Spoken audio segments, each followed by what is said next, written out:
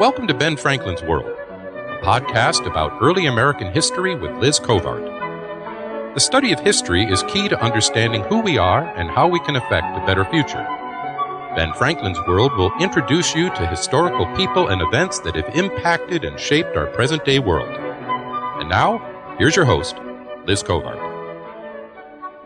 Hello, and welcome to episode 19 of Ben Franklin's World, the podcast dedicated to helping you learn more about how the people and events of our early American past have shaped the present-day world we live in.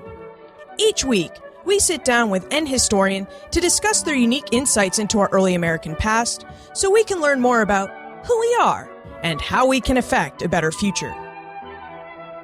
Have you ever wandered around a grocery store and caught yourself wondering how and where colonial Americans purchased their food? I know I have. And I'm especially curious about the colonists who lived like I live, in a city.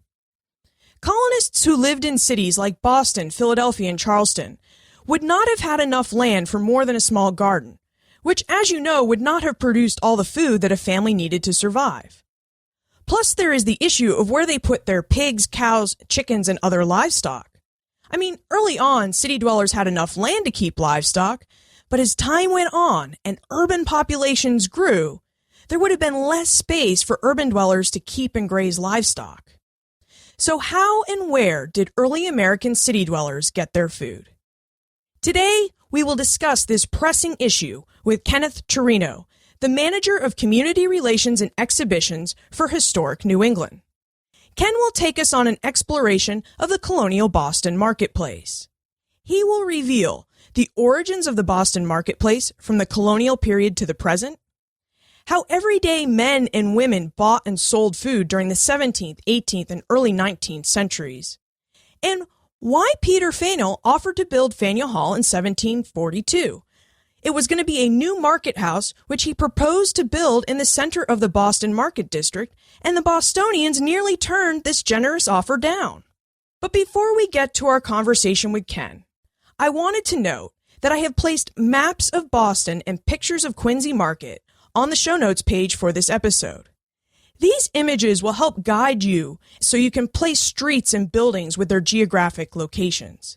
You will find them at benfranklinsworld.com/019.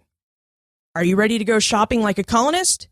Let's visit the colonial Boston marketplace with Ken. With tidings and wisdom to share about our early American past, here is this week's special guest. Kenneth Turino is the manager of community relations and exhibitions at Historic New England, the largest and oldest heritage organization in the United States. Ken teaches courses in exhibition planning and revitalizing historic house museums at Tufts University. He is also the organizer of Historic New England's The Haymarket Project. Welcome to Ben Franklin's World, Ken. Thanks, Liz. Nice to be talking with you. Now, Ken, I'm really happy you could join us because last fall I took an amazing tour with you. You led us through Boston's Haymarket, which I hadn't realized is one of the oldest continuously run open-air markets in the United States. Yes, it is, and it's got, I think, a fascinating history. And we're going to talk about that history because one of the things I realized as I took your tour was how little I knew about Haymarket, which I thought was amazing because I had been visiting the market since I was a little kid, and how little I knew about the early American marketplace in Boston. Well, I hope to answer some of those questions. Fantastic. So before we dive into Haymarket, could you tell us a little bit about your work as a public historian and about Historic New England as an organization? Yes. Well, in your introduction, you talked a little bit about us. We own 37 historic properties in 5 of the 6 New England states. And they range from 17th century buildings, 1st century buildings, a lot in Essex County, to be exact, all the way up to Walter Gropius's modernist masterpiece in Lincoln, Massachusetts. So we have a wide range of properties which are open to the public. In addition, we do a lot of, as you can imagine, school programming and public programs. We are a membership-based organization with over 8,000 members throughout New England and across the country. And these are just people who are interested in New England history. So we We have collections that belong to the houses, about 50,000 objects, and we have another 50,000 in our collections facility that we use to put out to the public in exhibitions, and that's one part of my job. And the other part of my job is as community engagement manager, and that is, kind of a buzzword in the museum field today, but I feel that it's extremely important to all the work we as public historians do, and that is to make this history accessible to the public, draw connections with the history of the past to the history of the present, and to include everyone's history and what we're talking about doing, presenting through programs, whether it be a walking tour, lecture, school program, or whatever.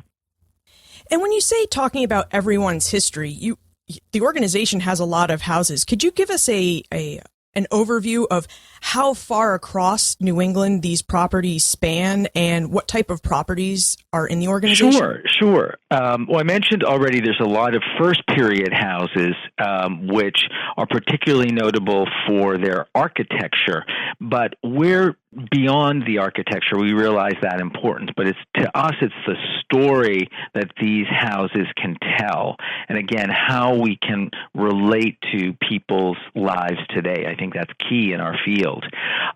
So I mentioned the first period houses, but we have a full range and portfolio, and we're continuing to add more houses. So let's say we have the oldest house in all of New Hampshire, Jackson House in Portsmouth. We also have the Governor John Langdon's house, which is known for its incredible 18th century architecture. But up in Maine, not far away, we have the Sarah Orne Jewett house. Sarah Orne Jewett being a regional author, not as well known these days, but was a star in her lifetime. And going south, we own actually two working farms in Rhode Island, which is quite fascinating. These are historic buildings, but we're still operating them as farms today. This is not far from Newport, one being on Jamestown. And then I mentioned we also go up pretty recently in the 20th century, but we have a few incredible Victorian houses. One in Woodstock, Connecticut, and the Bowen House, which has a fascinating history connected with the revival of the 4th of July as a holiday. And then we have just recently acquired and will open in June of 2016, the Eustis Estate in Milton, Massachusetts, which is an incredible Victorian sort of Queen Anne stick-style house on a gorgeous estate, which comes with the original stone gatekeeper's house, that we'll be using actually as a historic house, but also as a study center for 19th century history. We'll also be using it for our traveling exhibition program, which, again, I'm responsible for. So it sounds like if you are really interested in how people lived, that historic New England has a wealth of houses. And if I'm not mistaken, if I remember my 4th grade New Hampshire history class right, John Langdon signed the Declaration of Independence, correct? Yes, he did. So if you're a Revolutionary War buff, you can see where he lived as well. That is true. It's a magnificent house, and we also use part of it for our traveling exhibition program. We don't have a museum per se. We own houses. We have a library and archives which are located and open to the public. Great resources on New England, the best resources in the area, and that's at our Otis House on Cambridge Street in downtown Boston. So those resources are available, and tremendous resources that we're putting more and more of those up online through our collections access program that we have. Fantastic, and we'll provide links for those in the show notes. But let's bring our attention back to Haymarket. If I understand the Haymarket project correctly, you spent a year collecting oral histories and photographs of vendors and customers. Would you tell us about Haymarket and why you wanted to document its history? Well, to me, Haymarket is something I also grew up with. My family was originally from the North End. I'm a child of suburbia, but my grandmother lived in the North End, and my father was a cab driver in Boston. And he always visited the market and brought food home from the market. And I would go in and visit the North End and remember as a child, I remember Haymarket. So it struck those chords for me. And then as I became a museum professional public historian, I worked first at the Paul Revere House, my first full-time museum job. And I frequented the market back in the, I hate to say, 70s and 80s, and have continued to use it. What I found fascinating about the market, Liz, was that there has never been a history of Haymarket. It's just amazing, and I've been speaking with other Boston historians, Bob Allison at Suffolk University for one, and he put his students out to do research on this at once and could come up with very, very little. And it's amazing to me that this has not been documented. So we wanted to do a couple things with this. First of all, we wanted to collect these oral histories and photograph it today to document it. And truth be told, a lot of people over the years, because, Haymarket's kind of gritty but charming, people have photographed it over the years. But we wanted to do a really good, sort of over the course of a year, document it, collect these oral histories, which we've had transcribed and we will make available to the public, and photograph them. So let's capture the history now, because Haymarket today is facing challenges. And as we go through our talk today, I'm sure we'll talk about some of the other challenges over its history it's faced. But we wanted to document it today because there are some big challenges facing it today, with the Boston market opening next door, the whole market district changing, a luxury hotel, condos going in adjacent to it, and so on. So that was the impetus for us doing the oral histories and photographing, but it's actually mushroomed from there. And we will be opening an exhibition of the photographs at Suffolk University in June. We will actually be doing a documentary film now on Haymarket, which will premiere at the Modern Theater in July of this year. And we are also doing a book now on Haymarket and tracing its roots, which are direct growth from the colonial markets. So that's why.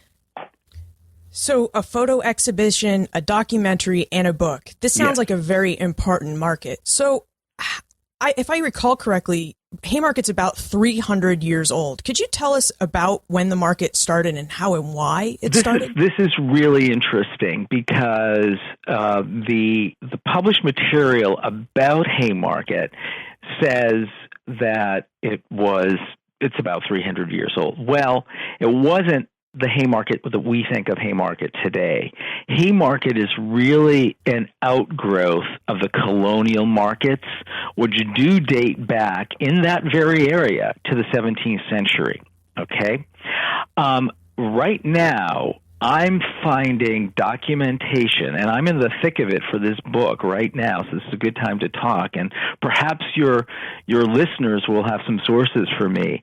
But the first reference that I've found, actually, to the Blackstone Market. Haymarket runs along Blackstone Street and Hanover at one corner, and the Blackstone Market was 1852. Now, that's the first I've found, so not 300 years old, but it's within the market district, and it spilled onto that land, I am sure, in the 17th century when fill took place. So if we want to go maybe back in time, should we start really at the beginning, Liz, of talk about markets? Let's start at the beginning. Let's go there, because this is all related to the Haymarket, and it forms its history. So with the 17th century in Boston. Clearly, the colonists needed foods, and particularly in the winter, it was very, very hard. It was a hardship, and the first open air market was right in this district of Haymarket, and it was at the town dock, and it was sometimes called Corn Market or the Dock Market. Now, this is really over in the area where Faneuil Hall is today, and I was just looking at some early maps that show that from the 18th century, and this is where the docks were. So this is where provisions came in on the ships, like salted pork, like salted beef, porridge, coffee beans, and obviously tea, came into the colony at that point. So this was an open-air market. There was also a fish market down there. Now, this market, again, parallels to Haymarket, was at that time run once a week. Haymarket is run twice a week. But at the same time, we're talking the 17th century, you still had you had your peddlers, as was done in Europe and in England, selling foodstuffs house to house. Okay, this was common in Europe, and it happened here. In 1635, John Winthrop mentions in his diary a new market being erected to be open on Thursday of the week. And this was situated on the spot where the old State House stands, just southwest of the town dock.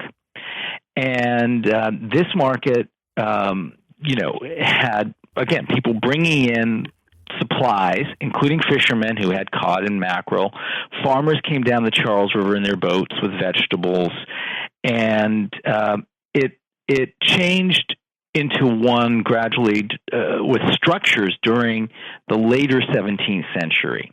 Okay, so it's really interesting. These first markets were open air, and it wasn't until a little bit later that what was known as the townhouse was built, and that was erected in 1658, and it was built of wood, and right all over where the open air market had been. And it was a two-story structure. Upstairs there were courts, there was a court, library, artillery company, and so on. The ground floor was to shelter merchants. And actually, just as a little aside, my other area of research is on the history of Christmas in New England, and the first church services in the 17th century held in Massachusetts Bay were at the townhouse. So that's a little aside there. So it was the open ground floor and was sheltering them, the merchants that came in. And these things were sold at bulk at wholesale prices, which caused some problems because not everyone, individual citizens wanted to buy things at wholesale. So this created a little bit of problem, and an act was established to change that so that people could, not have to buy in bulk and so on. So that's the first market we have.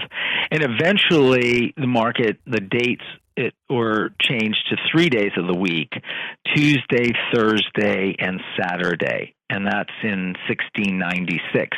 Now, you have to remember, and I'm sure your listeners know, what's happening is Boston is continuing to grow, and they needed to hold the market more than once. Now, remember, peddlers were still going door to door, and there was a lot of contention.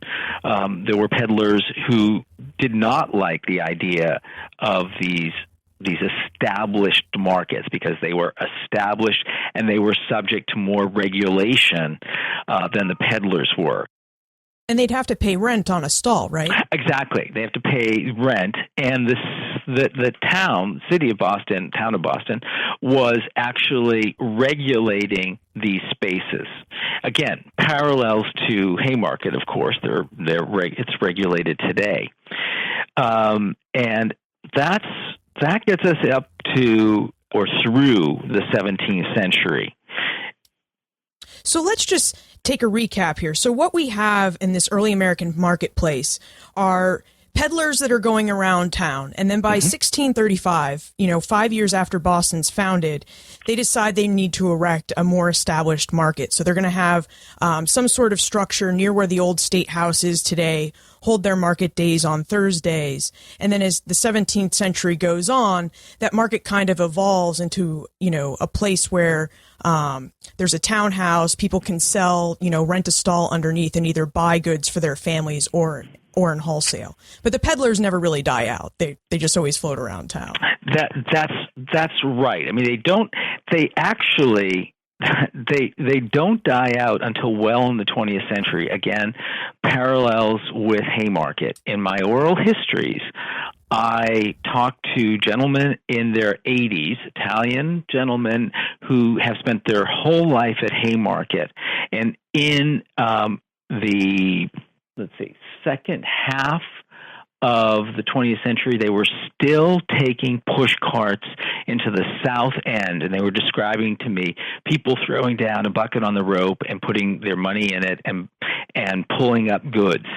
So peddlers, that continued into Boston well into the 20th century. So isn't that interesting?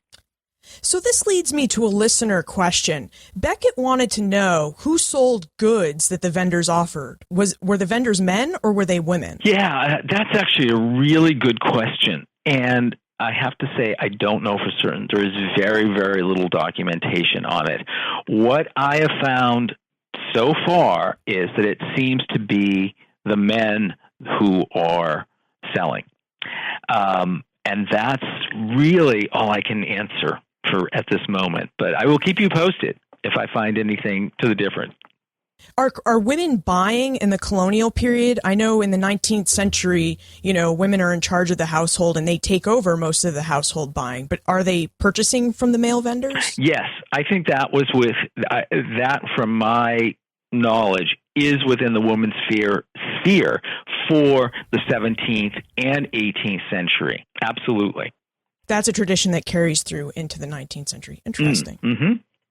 So colonial America throughout the 17th and the 18th century suffered from a severe currency shortage. They didn't have any cash on hand because England actually had a law saying that they weren't allowed to export pounds and shillings and their hard currency.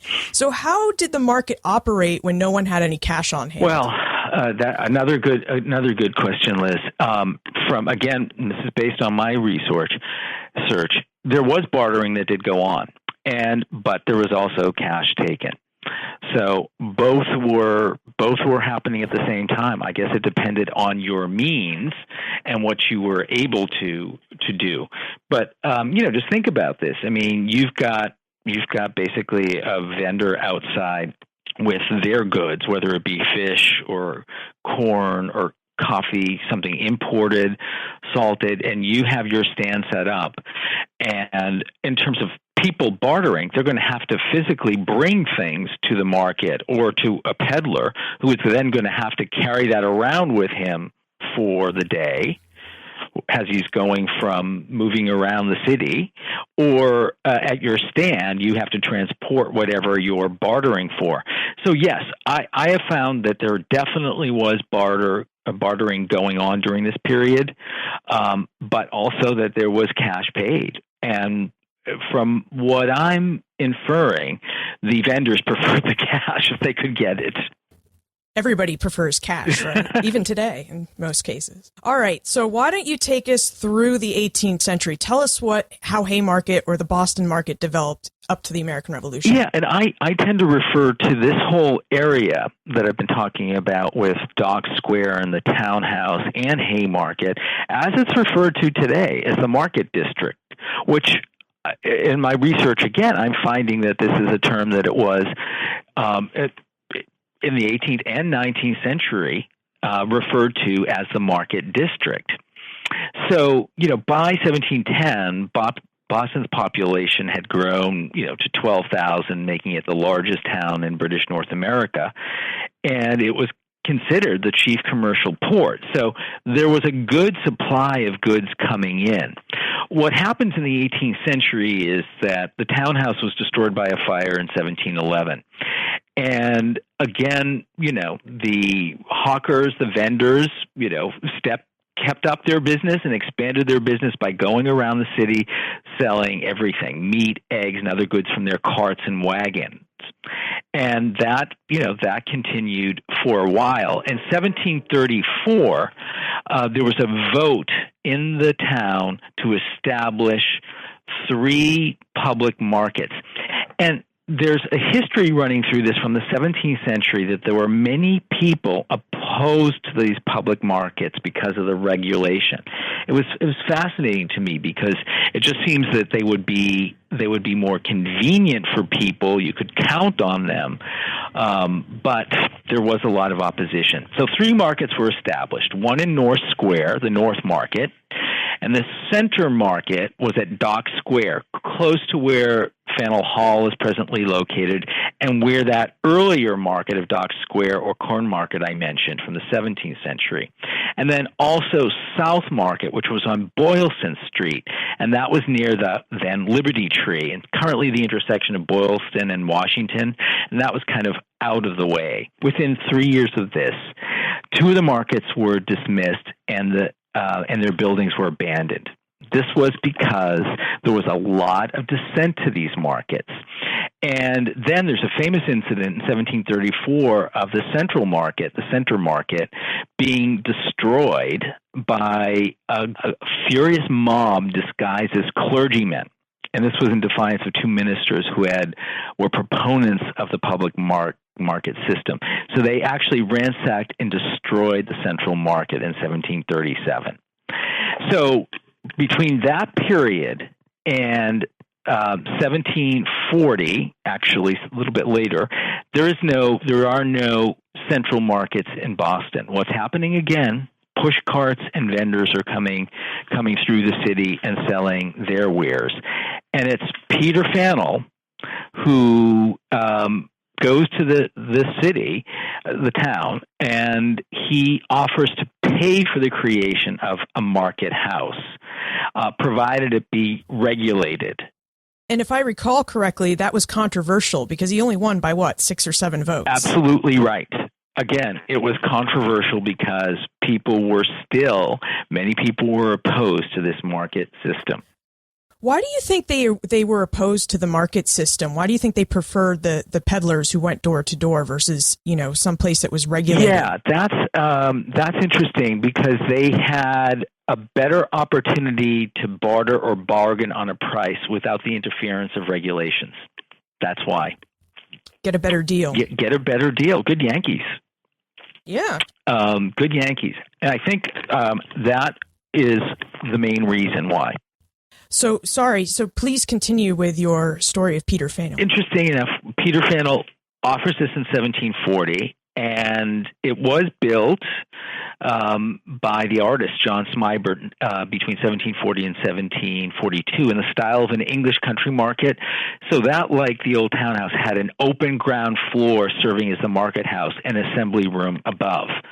And the famous gilded grasshopper weather vane on the top of the building by Shem Brown was placed there in 1642. In 1761, the hall was destroyed by fire. Only the brick wall survived, and it was rebuilt in 1762.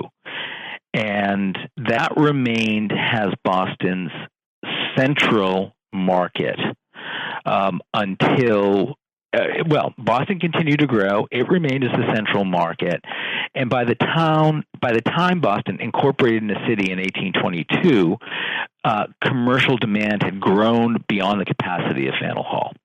So by 1822, is the idea of a central marketplace, has that fully taken hold, or are people still resistant to it? No, it seems people wanted the convenience.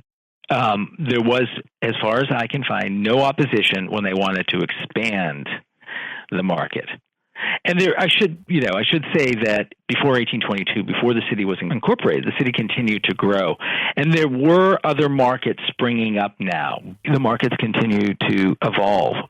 So what happens with Faneuil Hall can't take the demand, so they expand the space and they build Quincy Market. and that's an indoor pavilion of the vendor stalls, as I think, again, people are familiar with. And it was constructed in 1824 to 26 and named in honor of the mayor, Josiah Quincy, who organized its construction. And his descendant has written an excellent book on the history of Quincy Market, which I would recommend. Can you tell us the title of that? And we'll include a link to it in the show notes. It's called Quincy's Market, a Boston Landmark. John Quincy Jr. and Northeastern University Press here in Boston published it. And it's an excellent summary of the colonial market system, but also the development of Faneuil Hall and Quincy Market. Because again, and this is how it relates, this is all part of where Haymarket is today, the market district. So it was, in that time, one of the largest market complexes built in the United States in the first half of the 19th century, designed by Alexander Paris. And this is all on landfill, because where Faneuil Hall stood was, remember, Dock Square. That's where the docks came into. So as Boston expands in the 17th and particularly 18th century, land is continually filled in. And from its beginnings, the market was used largely as a produce and foodstuff shopping center with, various grocers of such goods as eggs, cheese, and bread lining its inside walls.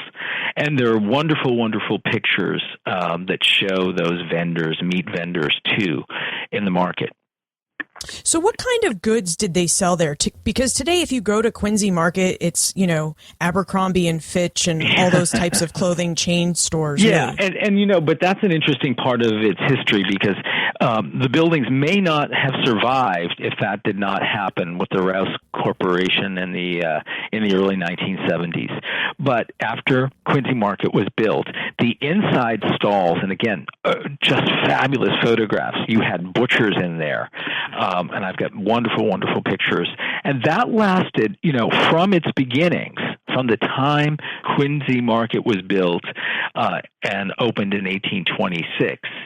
The stalls there had the meat vendors, had egg sellers, they had bread shops. It was really all the stuff that you needed. There were cheese shops and so on. So it was really vegetables, also one-stop shopping. Now, that lasted well up until the 1950s and into early 1960. So, Ken, you have really provided us with a great overview of how the marketplace in Boston developed from its earliest days in the colonial period up to the early 19th century. And I wonder, now that we know how the market at Faneuil Hall, the market at Quincy Market developed, could you talk to us specifically about Haymarket and how Haymarket fits into the picture of Boston markets? Glad to. So Haymarket is really an outgrowth of the Quincy Market Faneuil Hall. And that in itself dates back, as we've just discussed, all the way back to the 17th century, of that area being the central markets, because first the docks and so on. So what happened is, with Faneuil Hall and then Quincy Market, besides the indoor stalls, you had push cart vendors on the outside of Quincy Market. And because there was a huge, and there were wonderful late 19th century photographs that document all this, and you could just see how it was seething with people.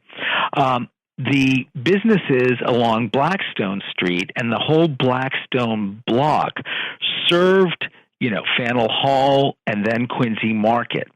So shops, which we still have today on Blackstone Street as part of Haymarket, also catered to people coming in to buy fruits, vegetables, meats, and fish.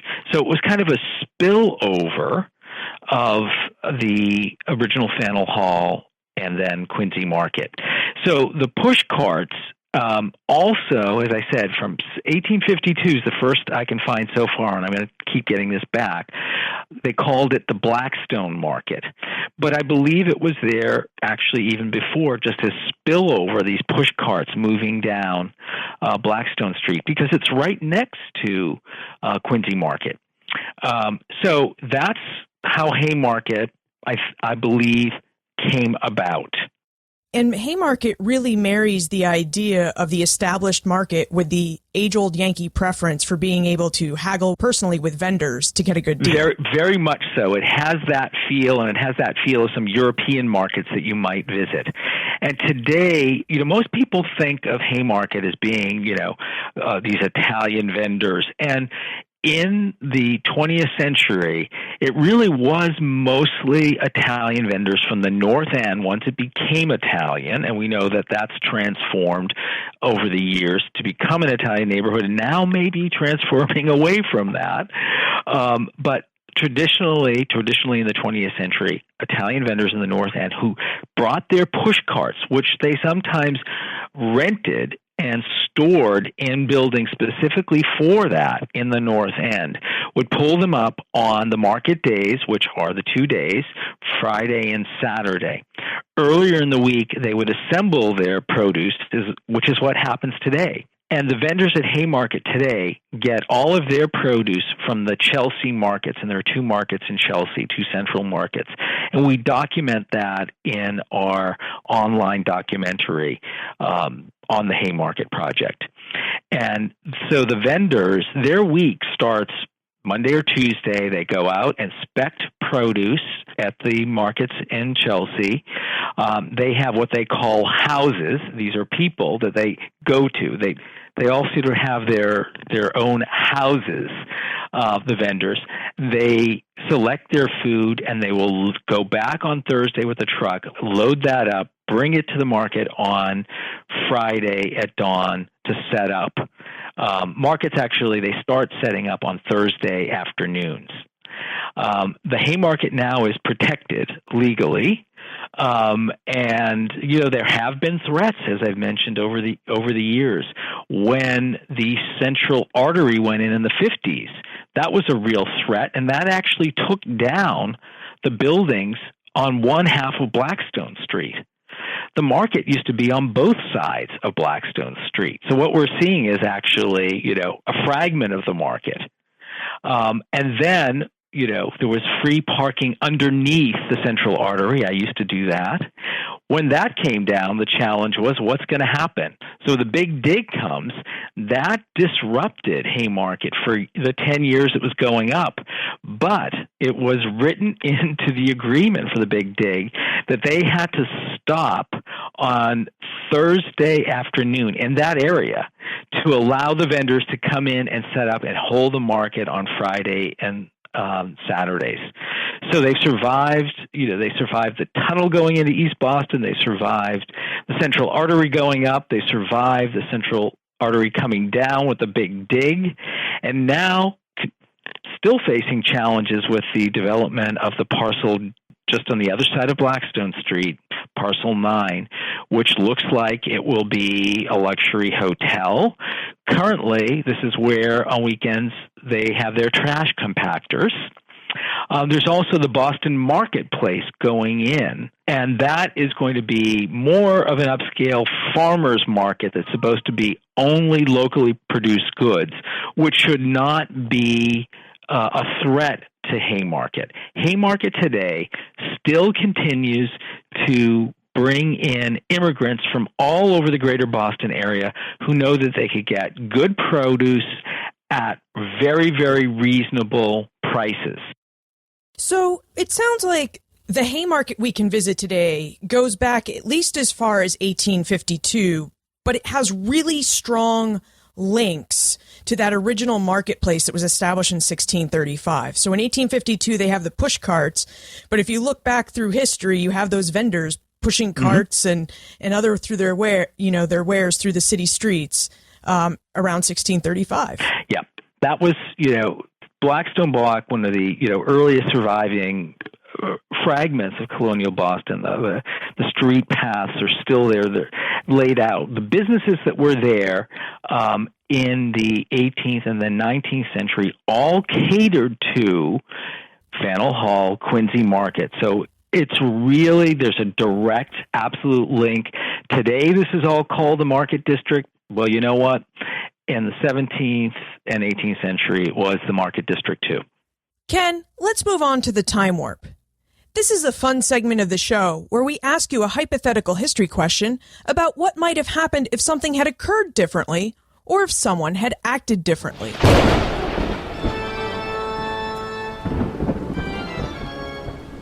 The time warp. Historians can't predict the future, but they can speculate about what might have been. In your opinion, what might have happened if Boston had not been so urban or if the city had been further inland? Do you think the market would have started as it did? And if it didn't, how would the marketplace be different? Really, really good question. If it had been further inland, a couple of things occur to me. I think it would have been different because mightn't the market have been closer to where the people were rather than the port? That would also impact costs because the transportation of getting things from the port further inland, I think, would have impacted the people buying it. And as we said, we're talking about good Yankees here. They wanted to haggle. They wanted the best price. So maybe the push carts, dating back to the 17th century in the European tradition, might have lasted, continued. We know they lasted for quite a while, surprisingly, into the 20th century. But maybe that would have been more the tradition. Or the other way, let's think about some of the great European markets. And the first colonists coming in the 17th century, coming from cities, would have been used to those markets. Maybe they would have demanded markets closer to them, so they might not have been the same area that they are today, Quincy Market, Faneuil Hall, and Haymarket. Maybe they would have been further out. It's a good question. I'm not sure that the market would be the same. I think it would have been a little bit more of a hardship for people who were further inland to come down to the port. I think that would have made a difference. Great. Now, before we conclude, if someone were to go to Haymarket today, what is your number one or two tips for experiencing the market? What is a must experience, or what should they, try and do while they're at the market? The way to experience the market is go down there. I would recommend going earlier before it gets overwhelmed with people, because at some points you just can't move. So I recommend going down earlier in the market, and I recommend walking through, if you're going there to buy or just to look, walk through once, checking out the produce, checking out the prices, and then go back to whoever you think has the best looking produce and the best prices. Now, for the established shops during the week, I would recommend going and just exploring, because today there's a wonderful Hillel market there that has great meze, and you can go and still find a whole hanging goat or sheep in the back, and they'll let you see and pick out what you want. I also recommend the cheese shop, Harry's Cheese Shop, which was voted the best cheese shop by Boston voters this past year, 2014. And I find that, if you're willing to chat with these people, again, when it's not as busy, they're willing to chat and you get to know them. And that's something special about the market to me. I think that's a great way of experiencing it. Go and watch the people watch, check out the food, see what's freshest, see what's in season, and buy that. And you can find organic foods there too. I will tell you, it's something really to experience. Come this spring, Historic New England will be offering food and tasting walking tour of the market, where we'll actually visit some of the shops, like the Hillel Market, the cheese shop, and the great pizza shop. But we'll also stop at the stands, and the vendors will let us taste what's fresh, what's in season, and also talk about some of their life experiences. So I think it's great. You beat me to the punch because I was going to ask you, when you were going to run that tour again, because that was quite the experience. That's how I experienced Haymarket with you. And I can tell you, you better go on an empty stomach because you sample us with more food than, someone who's had breakfast knows what to do with. So where is the best place that people can look for more information about that tour and when Historic New England will be offering it? On the Historic New England website, we have a listing of our programs, and we'll be offering them come this spring and through the summer and into the fall. So we've got, I believe, 4 scheduled, and I don't have the dates in front of me when I should. But you can find that on our Historic New England website, and also you can view the 4-part segments which trace the Haymarket over the 1 year. Fantastic. And we'll include links to all of, the Haymarket project, documentary videos that you have online, and links to Historic New England on the show notes page for this episode. So thank you very much for joining us, Ken. I certainly learned even more about the Boston Marketplace after our conversation with you. Well, it was great talking with you. Thanks to Ken, we no longer have to wander the grocery store and wonder how the urban dwellers of colonial America got the food they needed to survive. Open-air markets, market houses, and wandering peddlers served as the colonial version of our present-day supermarkets. If you find yourself in Boston, I hope you will take the opportunity to connect with the colonial American shopping experience by visiting Boston's Haymarket. As we have discovered, the Haymarket has a direct connection to the very first Boston marketplace, which John Winthrop and his fellow Bostonians built in 1635. The Haymarket operates every Friday and Saturday, rain or shine, and if you can time it right, I highly recommend Ken's tour. I think you will really enjoy the historic and food sampling aspects of that tour. I know I did. You can find more information about Ken, the Haymarket Project, plus everything we talked about today on the show notes page for this episode, which you will find at benfranklinsworld.com/019.